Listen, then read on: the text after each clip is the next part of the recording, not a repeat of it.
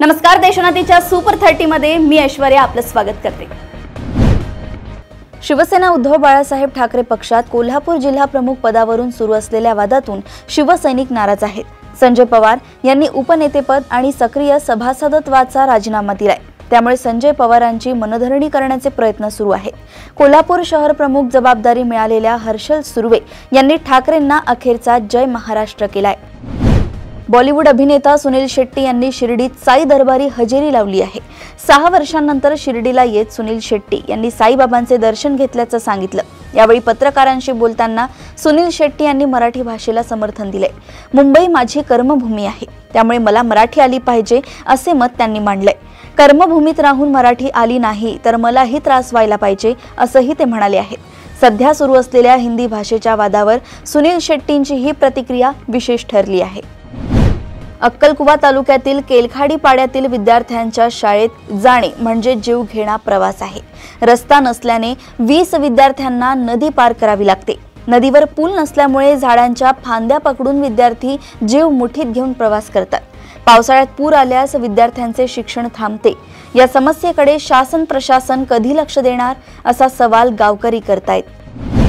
एका दूरचित्रवाणी वाहिनीचा बनावट लोगो वापरून राष्ट्रवादीचे नेते आणि राज्याचे अन्न व नागरी पुरवठा मंत्री छगन भुजबळ यांच्या निधनाचे वृत्त सोशल मीडियावर व्हायरल केल्याप्रकरणी सायबर पोलिसांनी अज्ञात संशयितांविरुद्ध गुन्हा दाखल केलाय। संत ज्ञानेश्वर महाराज पालखी सोहळ्यातील 2 वारकऱ्यांचा विजेचा धक्का बसून मृत्यू झालाय। ही घटना रविवारी रात्री बरड हद्दीत घडली आहे। तुषार रामेश्वर बावनकुळे व मधुकरराव तुकाराम शेंडे अशी त्या मृत वारकऱ्यांची नावे आहेत। या घटनेची नोंद फलटण ग्रामीण पोलीस ठाण्यात झाली असल्याची माहिती फलटणचे पोलीस उपाधीक्षक राहुल धस यांनी दिली। सावंतवाडी तालुक्यातील बांदा दोडा मार्ग राज्य मार्गावरील पानवळ येथे सोमवारी सकाळी 7 वाजण्याच्या सुमारास 2 एसटी बसमध्ये समोरासमोर धडक होऊन भीषण अपघात झालाय। या अपघातात चालक, वाहक आणि विद्यार्थ्यांसह एकूण 19 प्रवासी जखमी झाले असून त्यांना तातडीने बांदा प्राथमिक आरोग्य केंद्रात उपचारासाठी दाखल करण्यात आले। अपघाताची भीषणता पाहता सुदैवाने कोणतीही जीवितहानी झाली नाही। वन विभागात पदे मंजूर असताना महाराष्ट्र वन सेवेतील IFS अवॉर्ड प्राप्त अधिकाऱ्यांना वेटिंगवर ठेवण्यात आले। 27 अधिकारी IFS झाले असले तरी केवळ 3च अधिकाऱ्यांना पोस्टिंग देण्यात आली आहे। 24 अधिकारी होल्ड कशासाठी असा सवाल उपस्थित होत आहे। यात IFS लॉबीचे अंतर्गत कुरघोडीचे राजकारण असल्याचं चित्र आहे। भारतीय वनसेवा संवर्गाच्या अधिकाऱ्यांचे बदलीचे आदेश बहुप्रतीक्षेनंतर 24 जून 2025 रोजी शासनाने जारी केले आहेत। 39 अधिकाऱ्यांच्या बदली आदेशात गडबड असल्याचं निदर्शनास आलंय। एसटीच्या लांब व मध्यम पल्ल्याच्या म्हणजेच 150 किलोमीटरपेक्षा जास्त पल्ल्याच्या प्रवासासाठी आगाऊ आरक्षण करणाऱ्या पूर्ण तिकीट धारक प्रवाशांना तिकीट दरात 15% सवलत दिली जाणार आहे। ही योजना दिवाळी व उन्हाळी सुट्टीचा गर्दीचा हंगाम वगळता वर्षभर सुरू राहील। या योजनेची सुरुवात 1 जुलैपासून करण्यात येत आहे। प्रवाशांनी याचा लाभ घ्यावा असे आवाहन परिवहन मंत्री तथा एसटी महामंडळाचे अध्यक्ष प्रताप सरनाक यांनी केले। नाशिकच्या निफाड तालुक्यातील चांदोरीमध्ये हिट अँड रनची घटना घडली असून ट्रकच्या धडकेत बालिकेचा मृत्यू झालाय। सिद्धी लुंगसे असे विद्यार्थिनीचं नाव असून सायकलवर शाळेत जाताना विद्यार्थिनीला भरधाव वेगाने जाणाऱ्या आयशर ट्रकने चिरडलं। यानंतर संतप्त जमाव रस्त्यावर उतरत त्यांनी रास्ता रोको आंदोलन केले। 3 ते 4 ट्रक मालक भरधाव वेगाने वाहन चालवत असताना अपघात झाल्याचा स्थानिकांचा आरोप आहे। भक्तांच्या मोबाईलमध्ये छुप्या पद्धतीने ॲप डाउनलोड करून त्यांना अश्लील कृत्य करायला लावणारा प्रसाद बाबा उर्फ प्रसाद तामदार हा समलैंगिक असल्याचं पोलीस तपासात समोर आलंय। पुण्यातील सूस भागात मठ असलेल्या प्रसाद बाबाने आपल्याशी लैंगिक चाळे केल्याची तक्रार त्याच्या एका भक्ताने केल्यानंतर त्याच्या विरोधात तक्रार देण्यासाठी आणखी 15 तरुण समोर आलेत। चॉकलेटसाठी पैसे मागणारी 4 वर्षीय मुलगी आरुषीचा जन्मदात्यानेच साडीने फाशी देत खून केल्याची घटना भीमा तांडा येथे रविवारी दुपारच्या सुमारास घडली आहे। याबाबत उदगीर ग्रामीण पोलीस ठाण्यात आरोपी पित्याविरुद्ध रात्री उशिरा गुन्हा दाखल करण्यात आलाय। बीड जिल्ह्यातील एका खासगी कोचिंग सेंटरमध्ये 2 शिक्षकांनी नीटच्या परीक्षेची तयारी करणाऱ्या एका 17 वर्षीय मुलीचा लैंगिक छळ आणि छेडछाड केल्याने जिल्ह्यात मोठी खळबळ उडाली आहे। बीड न्यायालयाने दोन्ही शिक्षकांना 2 दिवसांची पोलीस कोठडी सुनावली आहे। या प्रकरणावरून माजी मंत्री धनंजय मुंडे यांनी आरोपी शिक्षक विजय पवार हा आमदार संदीप क्षीरसागर यांचा राईट हँड असल्याचा आरोप केलाय। शक्तीपीठ महामार्गाला कॅबिनेट मंजुरी देण्यात आल्यानंतर राज्यांमध्ये एल्गार सुरूच आहे। शक्तीपीठ महामार्ग विरोधात शेतकरी संघटनांसह राजकीय पक्षही एकवटले आहेत। या सर्व पार्श्वभूमीवर स्वाभिमानी शेतकरी संघटनेचे अध्यक्ष माजी खासदार राजू शेट्टी यांनी उद्या शेतकरी दिनी पुणे बेंगलोर राष्ट्रीय महामार्गावर पुलाची शिरोली येथील पंचगंगा पुलावर रास्ता रोको आंदोलनाची हाक दिली आहे। या आंदोलनामध्ये हजर आणि संख्येने उपस्थित राहावे असे आवाहन राजू शेट्टी यांनी केले। राहुरी शहर पोलिसांनी केलेल्या कारवाईत एक मोठं बनावट नोटांचं रॅकेट उघडकीस आलंय। सुरुवातीला केवळ 2 लाखांच्या बनावट नोटांसह तिघांना अटक करण्यात आली असली तरी पुढील तपासात 66 लाख रुपयांच्या बनावट नोटा, प्रिंटिंग मिशनरी व कागद साहित्यासह मोठं रॅकेट उघडकीस आलंय। या कारवाईनं जिल्ह्यात एकच खळबळ उडाली आहे। अकोल्यातून एक अतिशय धक्कादायक बातमी समोर आली आहे। एका बँक अधिकाऱ्यासोबत चॅटिंग करून त्याच्यावर अत्याचार केल्याची घटना उघडकीस आली आहे। या प्रकरणी पोलिसांनी दोघांना अटक केली आहे। विशेष म्हणजे हे दोघंही अल्पवयीन आहेत। बँक अधिकाऱ्यानं मुलांना 80,000 रुपये दिले। या प्रकरणी बँक अधिकाऱ्यानं पोलिसात तक्रार दाखल केली। यानंतर पोलिसांनी कारवाई करत दोघांना अटक केली आहे। राजस्थानच्या जैसलमेरमध्ये भारत-पाकिस्तान सीमेवर 15 वर्ष अल्पवयीन मुलगी आणि एका 20 वर्ष तरुणाचा मृतदेह सापडल्यानं खळबळ उडाली। दोन्ही मृतदेह 6 ते 7 दिवसांपूर्वीचे असल्याची माहिती समोर आली आहे। मृतदेहांजवळ पाकिस्तानी सीम आणि ओळखपत्र देखील सापडली आहे। मृत पावलेले मुलगा-मुलगी पाकिस्तानचे असल्याचा संशय व्यक्त केला जातोय। दोघांच्या मृत्यूचं नेमकं कारण अद्याप समोर आलं नाही। दोघांचे मृतदेह सापडलेला भाग पोलिसांनी तपासासाठी सील केलाय।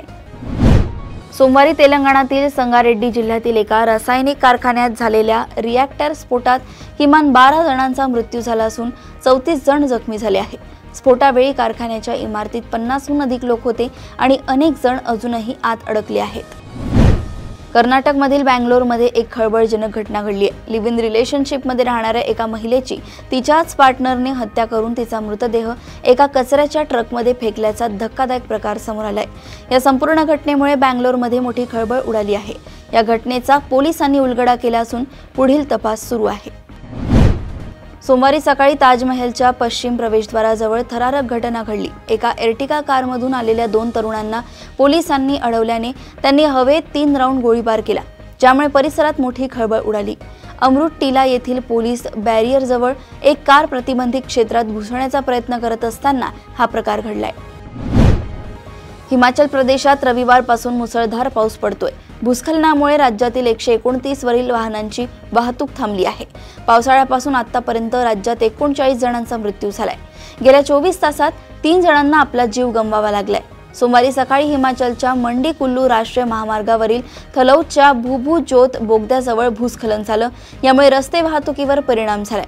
अनेक वाहने बोगद्यातही अडकली आहेत। सतर्कतेमुळे आज हिमाचलच्या 4 जिल्ह्यांमध्ये शाळा बंद आहेत। पाकिस्तानचे आर्मी चीफ असीम मुनीर यांनी एक विधान केलं होतं। त्यात त्यांनी म्हटलं होतं की भारताच्या गुप्तचर संस्था अफगाणिस्तानच्या भूमीचा वापर पाकिस्तान विरोधी कामांसाठी करतायत। मुनीर यांच्या विधानावर तालिबानच्या प्रवक्त्याने प्रत्युत्तर दिले।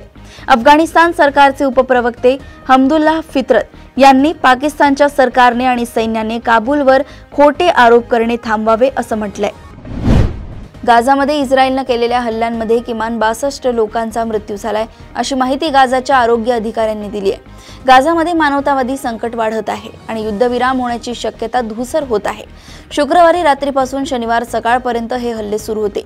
गाझा शहरातील पॅलेस्टाईन स्टेडियम जवळ झालेल्या हल्ल्यात 12 लोकांचा मृत्यू झालाय।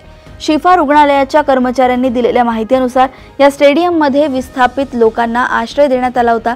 मृतांचे शव शिफा रुग्णालयात आणण्यात आले। नव्या दलाई लामांच्या नियुक्तीसाठी हिमाचल प्रदेशच्या धर्मशाळा येथे हालचाली वाढल्या आहेत। 14वे दलाई लामा तेंजिन ग्यात्सो आपल्या जन्मदिवसाच्या आधी धर्मशाळा येथे 3 दिवसांची बैठक करणार आहेत। या बैठकीत जगभरातील 100 बौद्ध धर्मगुरू सहभागी होणार आहेत। दलाई लामांचा उत्तराधिकारी कोण याचा निर्णय या बैठकीत होऊ शकतो। 6 जुलै रोजी तिबेटी धर्मगुरू यांची घोषणा करू शकतात। वृत्तसंस्था रॉयटर्सनुसार 2019 नंतर पहिल्यांदा इतकी मोठी बैठक धर्मशाळा येथे बोलवण्यात आली आहे। या बैठकीबद्दल गोपनीयता बाळगण्यात आली होती। केंद्रीय पद्धतीने ऑनलाईन अर्ज करण्यातील सर्व तांत्रिक अडथळे पार केल्यानंतर इन-हाऊस कोट्याच्या गोंधळानंतर आणि महिन्याभराच्या प्रतीक्षेनंतर 11वी प्रवेशाची पहिली गुणवत्ता यादी अखेर शनिवारी 28 जून रोजी सायंकाळी जाहीर करण्यात आली। त्यानुसार विद्यार्थ्यांना 30 जून ते 7 जुलै या कालावधीत प्रत्यक्ष महाविद्यालयात जाऊन प्रवेश घ्यावा लागेल। प्रवेशाच्या दुसऱ्या फेरीसाठी रिक्त जागांची माहिती 9 जुलै रोजी जाहीर होईल। महाराष्ट्र राज्य वीज वितरण कंपनी लिमिटेड लवकरच अतिरिक्त कार्यकारी अभियंता, उपकार्यकारी अभियंता, वरिष्ठ व्यवस्थापक, उपव्यवस्थापक या पदांसाठी भरती करणार आहे। एकूण 300 रिक्त जागांसाठी ही भरती असून इच्छुक उमेदवार www.mahadiscom.in या संकेतस्थळावर ऑनलाईन अर्ज करू शकतात। अर्ज करण्याची शेवटची तारीख लवकरच जाहीर केली जाईल। पदवी आणि पदव्युत्तर शिक्षण घेत असणाऱ्या विद्यार्थ्यांसाठी चांगली बातमी आहे। केंद्रीय माध्यमिक शिक्षण मंडळाकडून 20,000 रुपयांपर्यंतची शिष्यवृत्ती मिळू शकणार आहे। सीबीएसईने ही खास योजना सुरू केली आहे। या योजनेचे नाव central sector scheme of scholarship for college and university students आहे। देशातील पहिल्या ई-ट्रॅक्टरची नोंदणी ठाण्यात करण्यात आली। ई-ट्रॅक्टर नोंदणी करताना परिवहन मंत्री प्रताप सरनाईक उपस्थित होते। पर्यावरणपूरक आणि पैशाची बचत करणारा ई-ट्रॅक्टर कृषी क्षेत्रात क्रांती घडवून आणेल असं प्रतिपादन परिवहन मंत्री प्रताप सरनाईक यांनी केलं।